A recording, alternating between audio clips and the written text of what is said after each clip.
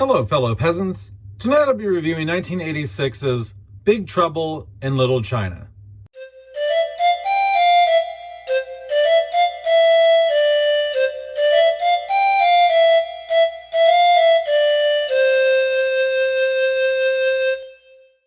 Alright guys, so I watched Big Trouble in Little China. This came out in 1986. It's directed by John Carpenter. And it stars Kurt Russell, the one chick from Sex and the City, the grandpa from Three Ninjas, and some other people that you might notice. What do I like? What do I not like? I'm going to get into that. But first, I just want to say thank you to my friend Chris, who bought this on Blu-ray for me for my birthday. I had my 40th birthday party last Friday, and a lot of friends and family, people I've known for years and years, have came from all different, from college, from work.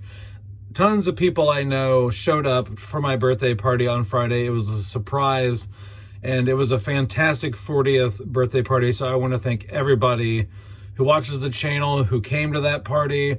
It was a great time, and I can't be more thankful for everyone who attended. But thank you, Chris. Also, thank you for the birthday gift. And so I just watched it, and what I like about the film is it's just so fucking crazy. Like, it just jumps right into it. So like, what the film is about is just Kurt Russell is a trucker who is like friends with this restaurant owner in Little China in San Francisco, and the restaurant owner guy is like, look, this girl's coming in town, she's got green eyes. It's very rare for a Chinese girl to have green eyes, but I love her. I saved up a lot of money to marry her, and let's go pick her up at the airport. And so the train station, whatever, anyway. And so they go to pick up this girl, but this local gang in town kidnaps her, steals her, and Kurt Russell is like helping his friend try to save this girl because an ancient prince who relies on the green eyes of this girl to keep living and stay immortal. And the movie just jumps right into that, and it doesn't ask a whole lot of questions at first. It's just like bam, bam, bam, bam, like here's what we're dealing with. And it's just like one nonsensical thing happening after another. And yeah, so basically Kurt Russell's helping his friend save his bride-to-be from an evil ancient zombie prince. All right, so what do I like? What do I not like? What I like about the film, I just love how fucking stupid it is. It really is just stupid as hell. It jumps right into it. The acting in here is great. Kurt Russell really, what I love about his role in this, and especially in like The Thing also, is he's just a regular guy. He's just Joe Blow, and he's just wrapped up in this crap. There's moments in the film where he's just like, what's going on here? Somebody explain this shit to me. This can't be real. And then eventually he's just kind of going with it. He's like, you know what? We're here. We're doing it. Let's take care of business. And he just starts whipping ass. And I love because he's basically the same character in this as he is in John Carpenter's The Thing. He's just regular guy, who's just like, what the fuck is going on here? It's just a fish out of water type situation, because his Chinese friend who they're trying to save his girlfriend or whatever, like he knows, like he grew up with like some of the folklore of the ancient curses and the black magic and stuff, so he's kind of in the know, and he knows more than Kurt Russell does about all this type of crap. But Kurt Russell's completely out of the fold on this, and so I just really love that dynamic there. I just love that, like, Kurt Russell's like, at first he's like, what the hell's going on here? But then he just gives in. He's like, you know what? Let's just kick ass. Let's save this bitch. And yeah. And so I also like the action in here. I think the action is really good. I don't know. Dean Cundey is also the director of photography for this, I saw, which is great. Carpenter and him, I mean, they worked on stuff together. I mean, they worked on, Halloween 1978. Dean Cundey was also director of photography for The Thing. Cundey's done several of Carpenter's movies. I don't know if he did Precinct. Did he do Assault on Precinct 13? I can't remember. But Dean Cundey and Carpenter have worked together a lot. And you can tell this is a Carpenter film just from the look of it. You can tell Dean Cundey was behind the camera on this.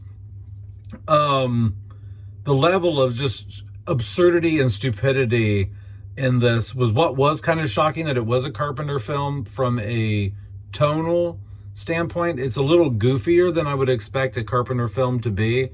Just some of the concepts they're playing with and stuff here. But I had a really good time with it. I guess I'm trying to think if I had I like the special effects in here too. Let's go into that. Like the lightning effects are actually very good for their time. You know, all the electricity that the dudes are putting off. There's a scene towards the end where like one of the henchmen, he gets real fat and his head explodes and whatever. And I thought that was pretty funny, and that still looked pretty good. Yeah, so all the special effects here, I think, held up really well. Even like the little CGI red ball at one point. I think everything here holds up really well. Trying to think here, what else do I like? So I like the action, I like the nonsense and stupidity, I like the special effects. I think the bad guy's good. He is a good nemesis. He's a creepy warlock wizard thing, you know, so I think that's pretty cool. He's dark and sinister. There's a nice bit of dialogue here. Like the dialogue's really cool, like a lot of the back and forth that kind of happens between him and Kurt Russell towards the end. I like that.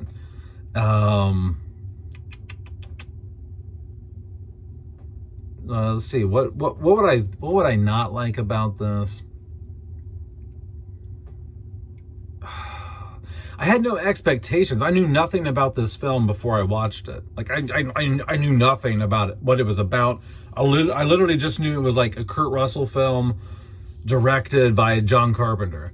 Okay, so I had no clue.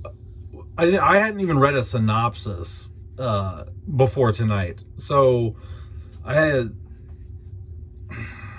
What did I not like? I don't know.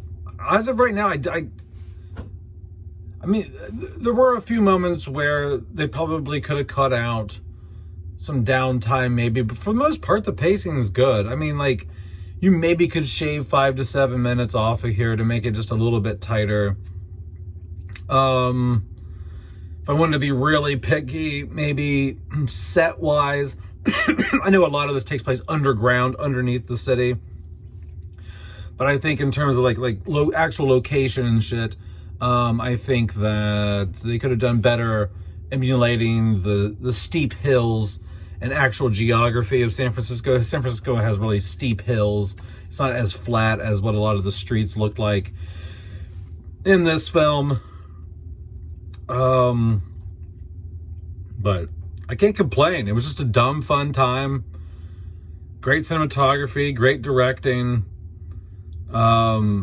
It just doesn't take itself seriously. I mean, there's just not much that you can really dislike about it, because it's not even trying to really be serious or like a serious action film or anything. It's just being really stupid at 100 miles an hour. Is like, that's how I would describe this film. It's just like nonstop stupid action at 100 miles an hour. It just goes and goes and goes and goes, and it doesn't really slow down for you to have enough time to think about what the hell you're looking at. It's just like, here's more stupid shit, here's more stupid shit, here's more action, here's more stupid shit, here's more and it just keeps going, and no one's really asking what's going on here. Is this real? I mean, at a certain point, Kurt Russell is like, is what, someone explain this to me, what, you know, what's happening. But, you know, there's a good stretch where of the beginning of the film where it's just go, go, go, go, go, go, and like nothing's being explained. It's just like, yeah, this shit's happening. And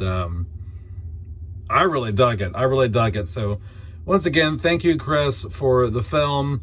It's something I'm going to be watching multiple times because I really actually, I enjoyed it a lot. And I know you've been telling me to watch it for a long time. And yeah, so I finally got around to watching it thanks to you. You pulled the trigger and bought the Blu-ray for me. So I watched it and I think it's fantastic. I think it's really good. It's really stupid and I like it because it's stupid. But anyway, let me know down in the comments below, guys, what you think about Big Trouble in Little China. Do you agree with me that it's just like action-packed stupidity at 100 miles an hour and that's why you love it? So anyway, guys, have a good one, peasants. Peace out. Bye-bye.